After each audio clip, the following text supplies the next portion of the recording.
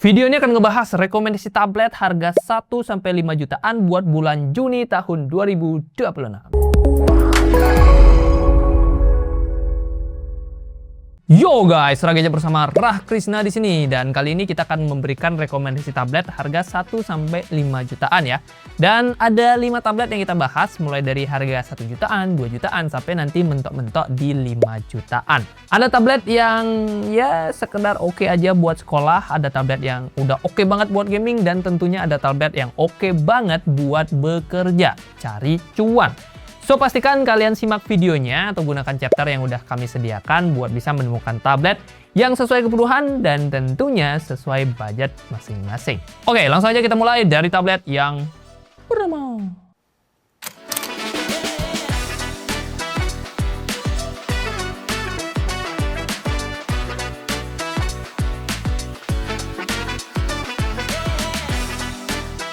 Tablet 1-5 jutaan dibuka oleh Advan Tab A10. Kita mulai dari pilihan tablet yang paling terjangkau ya, di harga 1 jutaan. Setelah aku mengobok-ngobok e-commerce dan mencari informasi sana-sini, tablet di bawah 2 juta saat ini memang sangat sulit ya, karena pilihannya dikit. Dan Advan Tab A10 ini menurutku masih jadi salah satu yang cukup worth it buat kita pinang. Terutama buat kamu anak sekolahan yang kebutuhannya buat belajar online ataupun pelaku UMKM yang butuh tablet buat sekedar aplikasi kasir. Soalnya spesifikasi dari si Tab A10 ini tergolong basic banget ya.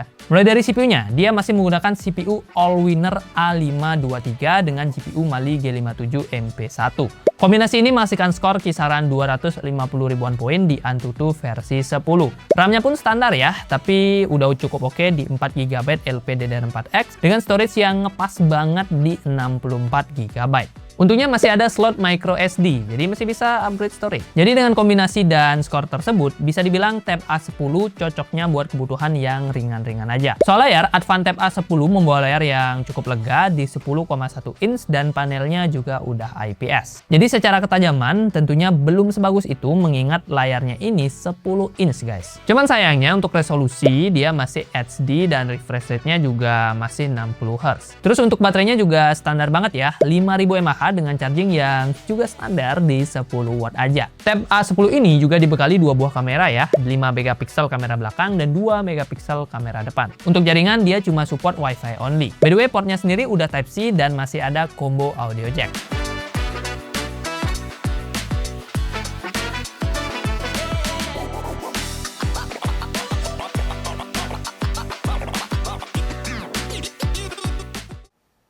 Tablet 1-5 jutaan yang kedua adalah Redmi Pad 2. Kita langsung loncat ke harga 2 jutaan. Ini baru bisa dibilang tablet 2 jutaan yang beneran worth it guys. Meskipun harganya sudah naik, yang mana sekarang sudah mencapai 2,5 jutaan, tapi spek yang ditawarkan in this economy ya, 2026 ya, menurutku masih sangat-sangat worth it. Mulai dari CPU-nya, dia sudah menggunakan MediaTek Helio G100 Ultra yang dikombinasikan dengan Mali G57 MC2. Kombinasi ini menghasilkan skor yang cukup tinggi di 539 ribuan poin pada Antutu versi 11. Cuman sayangnya secara RAM dia ngepas banget ya, bahkan cenderung kurang buat tahun ini di 4GB LPDDR4X. Dan untuk storage-nya juga ngepas aja di 128GB. Nah, kabar baiknya, storage-nya ini sudah pakai UFS 2.2 yang tentunya lebih kencang dibandingkan eMMC. Plus, kita juga masih disediakan slot microSD buat upgrade storage. Dari pengalamanku menggunakan tablet ini kurang lebih selama 1 bulan, bisa dibilang lancar-lancar aja. Cuman karena RAM-nya ini yang ngepas di 4GB, jadinya pas multitasking harus lebih sabar dan harus lebih sering menghapus recent app. Untuk EPS gamenya bisa kalian cek aja di scene berikut ini.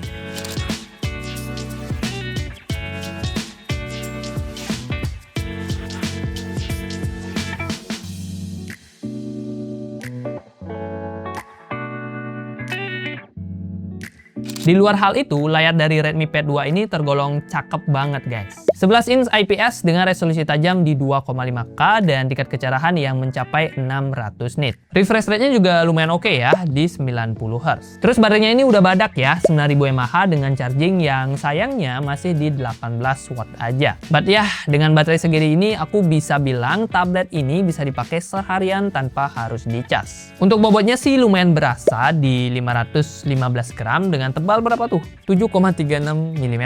Kamera belakangnya 8 megapiksel f2.0 dan kamera depannya 5 megapiksel f2.2.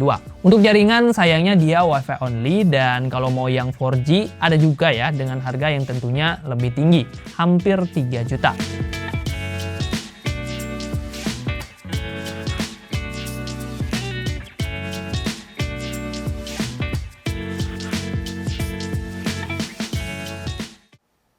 Tablet 1-5 jutaan yang ketiga adalah Infinix XPad 20 Pro. Kita loncat ke harga 3,6 jutaan. XPad 20 Pro ini adalah salah satu tablet yang cocok kalau kamu pengen mendapatkan keseimbangan antara performa yang cukup kenceng, layar lega, dan masih enak buat dibawa-bawa. Yes, XPad 20 Pro ini menggunakan chipset Helio G100 Ultimate yang notabene sama ya, mirip-mirip dengan si Redmi Pad 2 yang harganya 1 juta lebih murah. Tapi kelebihan dari XPad ini ada pada RAM-nya yang 2 kali lipat lebih gede cuy, 8 GB LPDDR4X. Untuk storage-nya sih sama aja ya, 128 GB UFS 2.2 dan juga sama-sama masih ada slot micro SD. Untuk FPS game-nya bisa kalian cek aja di scene berikut ini.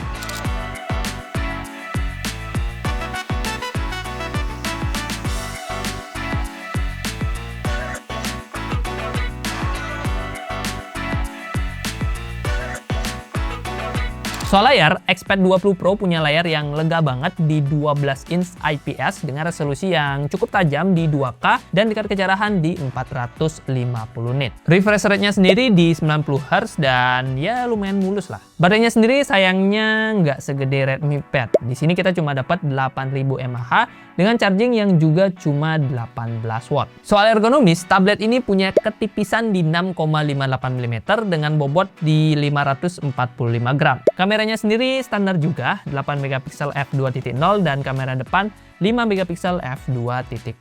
Nah, yang menarik dari XPad ini, dia sudah support SIM card 4G. Jadi nggak harus ketergantungan lagi sama yang namanya modem ataupun hotspot teman. Sayangnya dia nggak punya combo audio jack.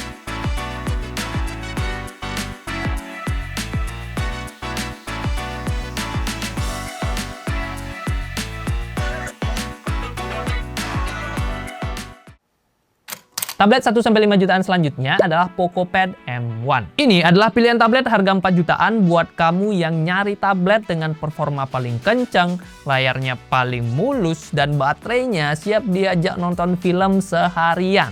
Yaps, PocoPad M1 ditenagai Snapdragon 7S Gen 4 dengan GPU Adreno 810. Di Antutu versi 10, combo ini bisa menghasilkan skor hampir 800 ribuan poin. Jadi kalau kita konversi ke Antutu versi 11, mungkin sudah hampir menyentuh 1 juta. Terus untuk RAM-nya juga lega ya, 8 GB LPDDR4X dengan storage yang tergolong pas, 256 GB UFS 2.2. Tenang aja, masih ada slot micro SD buat upgrade storage-nya. Dengan kombinasi ini, kita bisa leluasa memainkan game-game seperti Mobile Legends di settingan super ataupun Delta Force di settingan smooth. Kita lanjut ke bagian layar. PocoPad M1 membawa layar yang lega banget, 12,1 inch IPS dengan resolusi yang juga tajam, 2,5K dan tingkat kecerahannya di 600 nit. Untuk refresh rate-nya juga udah mulus banget ya, di 120 Hz. Jadi buat scroll-scroll atau buat main game kompetitif kayak PUBG Mobile, ini udah sangat smooth ya. Terus tablet ini juga udah siap buat dipakai nonton seharian karena baterainya tergolong badak banget, 12.000 mAh dengan fast charging 33 watt. Cuman efek samping dari baterai dan layar gedenya ini bikin bobotnya lumayan, 610 gram dengan ketebalan di 7,5 mm.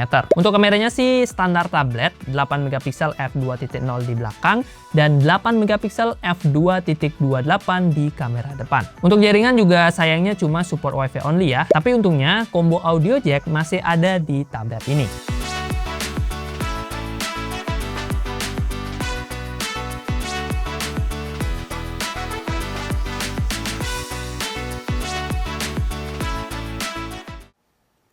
Tablet 1-5 jutaan yang terakhir adalah Huawei MatePad 11,5 versi 2026.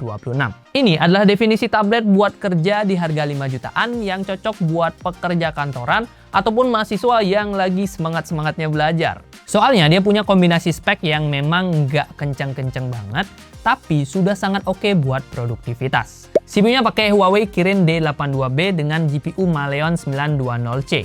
Joran tersebut juga didukung oleh RAM lega 8GB LPDDR4X dengan storage 256GB. Sayangnya di tablet ini udah nggak ada slot micro SD, jadi ya kita harus berpuas dan cukup-cukupin si storage 256GB-nya. Nah, untuk skor Antutu versi sebelumnya bisa mencapai 763 ribuan poin, yang mana udah tergolong kencang buat kebutuhan harian. Mau dipakai gaming juga bisa ya. Mobile Legends bisa di settingan high 60fps, Genshin bisa di settingan highest bahkan 60fps dan masih bisa dapetin rata-rata 40-50fps. Terus tablet ini juga mendukung PC level WVS Office yang mana bisa membuatnya berubah jadi selayaknya fungsi laptop. Tinggal beliin keyboard sama mouse aja, udah deh bisa tuh jadi laptop.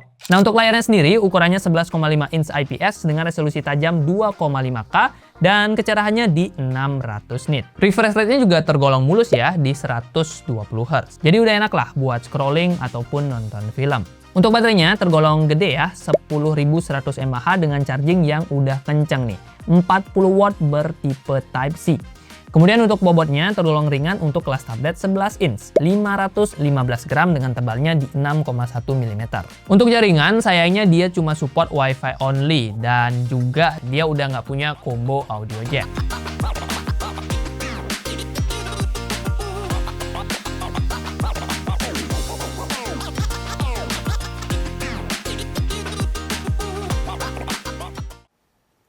Yo guys, itu dia rekomendasi 5 tablet di harga 1-5 jutaan buat bulan Juni dan Juli tahun 2026. List lengkap dari kelima tablet tadi bisa kalian temukan aja di keranjang YouTube Shopping yang bisa kalian temukan di pojokan video atau enggak di deskripsi video. Di sana juga akan ada harga terupdate yang moga-moga ketika kalian nonton harganya udah turun. Semoga ekonomi membaik ya. Dan kalaupun kalian tonton pas promo 66 atau nanti 77, kalian mungkin bisa dapetin potongan harga lewat keranjang YouTube Shopping. So pastikan cek aja keranjangnya dan temukan harga terbaiknya. Terima kasih buat yang sudah nonton, like kalau kalian suka, dislike kalau nggak suka, dan kalau ada pertanyaan, masukan, atau apapun silahkan drop di kolom komentar. Oke, itu aja, dan sampai ketemu di video rekomendasi berikutnya. Next bahas apa ya? Laptop gaming? 20 juta? 30 juta? Kemahalan nggak sih in this economy?